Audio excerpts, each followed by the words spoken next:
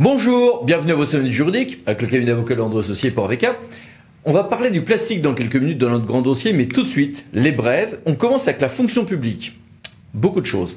Illégalité selon un théâtre du licenciement d'une fonctionnaire stagiaire intervenue au cours des 10 semaines suivant la fin du congé maternité. Confirmation, il y aura bien un bénéfice pour les agents publics de l'indemnité d'inflation. Obligation vaccinale et congé de maladie, le feuilleton vire à la cacophonie puisque le théâtre de Besançon, de Grenoble, de Cergy-Pontoise et de Toulouse ne disent pas la même chose sur ce point. Et le Conseil d'État, en revanche, tranché et confirmé que oui, les personnels de petite enfance, notamment des crèches, ont bien l'obligation de se faire vacciner, sauf que la future loi va les en dispenser. Fonction publique toujours. Non, on peut pas contourner l'arrivée progressive aux 1607 heures en compensant ça avec des RTT, ça marche pas. Et puis plein de mini-brèves sur la fonction publique, notamment de l'État, ici. Contrat. Est-ce que je peux imposer à mon futur co-contractant DSP d'indiquer le nom de ses futurs co-contractants à peine d'irrecevabilité de son offre? Oui, selon un TA. Urbanisme, intéressante décision de la CA de Marseille sur les conséquences à tirer du retrait par les services instructeurs de leur demande de pièces complémentaires. Et puis, est-ce que dans la contestation d'un permis de construire, l'identification au siège de la société pétitionnaire et non pas l'adresse indiquée sur la demande de permis est suffisante? Réponse oui, Conseil d'État. À la suite d'un Conseil d'État de 2019, mais de manière plus ample, et y compris pour les prises de rendez-vous en ligne, un TA, celui de la Guyane, refuse le tout numérique dans les relations avec les usagers, sauf texte spécial. La métropole d'Aix-Marseille-Provence va perdre ses conseils de territoire et le Conseil d'État en matière de déchets a nuancé, atténué sa jurisprudence au champ pour fixer le montant de la TOM. On peut prendre en compte les dépenses directes bien sûr, mais aussi certaines dépenses transversales faites par les services centraux sous certaines strictes conditions. En matière d'eau, nouvelle décision du 22 octobre 2021 du Conseil d'État qui admet, comme toujours, des zonages en cas de différence de situation, donc confirmation de la jurisprudence Narbonne-Liberté 89, mais de manière très claire et peut-être, me semble-t-il, amplifiée par rapport à avant et surtout loin de ce qui est souvent considéré et appliqué dans la pratique.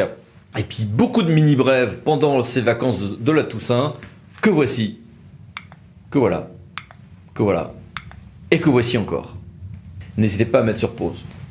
Passons maintenant à notre grand dossier, plastique. Le droit toujours moins souple. Dans les années 80, on chantait que le plastique c'est fantastique, mais c'est assez dramatique aussi, et sa disparition va encore mieux. On a énormément de textes qui sont arrivés depuis 2015 en la matière, avec quelques éléments textuels que voici.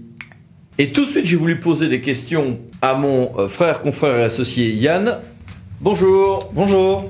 Alors Yann, les gens sont un peu perdus parce qu'il y a plein de textes, ça va dans tous les sens. Est-ce que tout ceci est cohérent? C'est donc un peu la technique des petits pas et finalement on avance. En revanche, ce qui crée une confusion, c'est le fait qu'on ne fonctionne plus du tout en silo. On n'a plus des lois sectorielles, mais des lois transversales sur les enjeux environnementaux qui sont eux-mêmes transversaux. Et ça peut expliquer aussi ce sentiment du coup de confusion, mais quand on y regarde de plus près, c'est très cohérent. Et avec la loi GEC et puis surtout Climat Résilience, on a un nouveau calendrier de sortie du plastique. La loi décline les objectifs de sortie du plastique jetable ou dit inutile selon un calendrier, avec des sorties progressives. 2020, il y a déjà eu des interdictions, les gobelets en plastique, assiettes en plastique, coton-tige. 2021, d'autres interdictions avec les pailles, les couverts plastiques, les touillettes, certains contenants, et ainsi de suite jusqu'en 2025. Bon, difficile de fixer une norme, de savoir si c'est suffisant ou pas, mais est-ce que c'est pas un peu modeste quand même? Ça peut paraître modeste, mais en réalité, au-delà même du côté symbolique, car ce sont des objets de la vie courante, du grand public, il s'agit déjà, rien que sur ces produits, d'énormes tonnages en termes de déchets. Mais surtout, sur cette loi, comme d'autres lois, le plus important est ce qui ne se voit pas.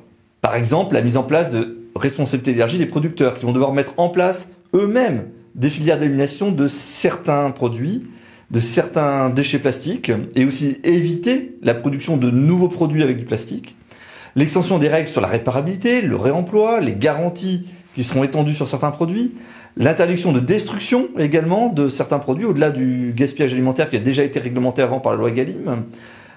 Également, eh bien, toute une réflexion qui est même un sujet très sensible au niveau des collectivités sur les consignes des bouteilles en plastique. En réalité, la loi organise tout un processus de diminution de notre addiction au plastique. Sachant qu'il y aura donc la nouvelle directive 2019-904 également à mettre en œuvre.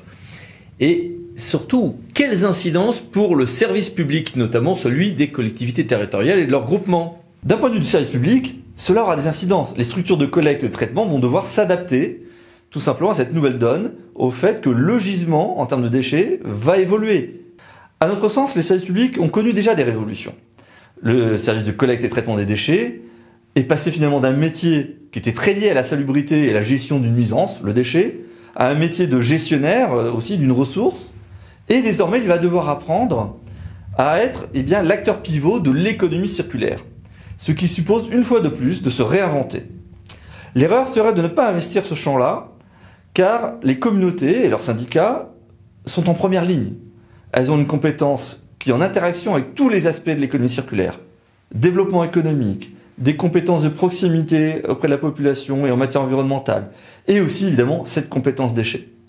Sur cette dernière, on regrettera que les textes n'ont pas assez pris en compte l'évolution de ces 10 dernières années. On est toujours sur la même écriture, à peu de choses près de l'article 22-24-13, qui identifie la compétence comme étant juste une compétence de gestion des déchets, alors qu'aujourd'hui on devrait transformer cette compétence en compétence également d'accompagnement et de gestion de l'économie circulaire. Merci Yann, et puis merci à vous.